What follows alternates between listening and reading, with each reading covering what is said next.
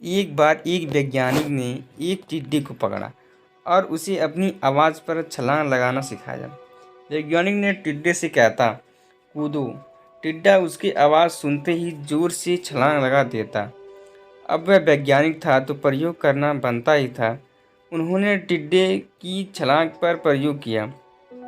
वैज्ञानिक ने उसकी एक टांग तोड़ दी और फिर बोला, कूदो।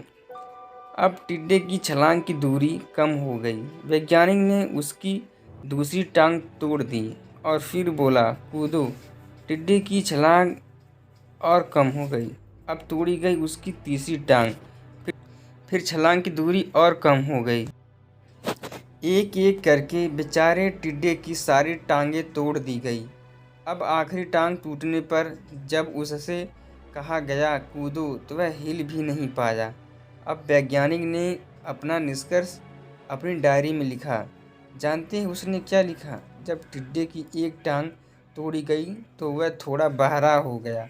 जब उसकी दूसरी टांग तोड़ी गई तो वह और बहरा हो गया। हर टांग टूटने के साथ वो और बहरा होता गया और सारी टांग टूटने के बाद वह बिल्कुल बहरा हो गया। अब ज़ोर ज़ोर से चिल्लाने का भी उस पर कोई असर नहीं हुआ। वो तो अपनी जगह से हिला तक नहीं, छलांग लगाना तो दूर की बात थी।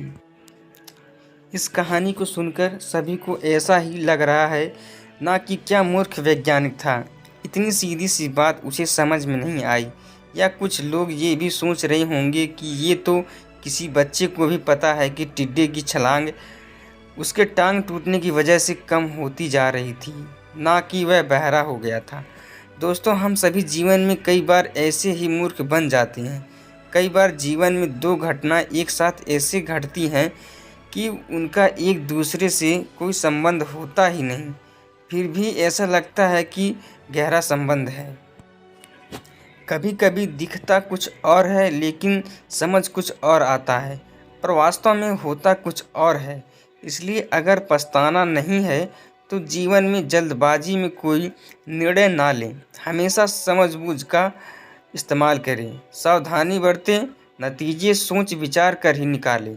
दोस्तों, आपको ये छोटी छोटी कहानियाँ और सीख कैसी लग रही हैं, हमें कमेंट में ज़रूर बताएं। और हमारे चैनल पे नए हों तो सब्सक्राइब करें। धन्यवाद। मिलते हैं अगली वीडियो में। अभी के लिए बस इतना ही।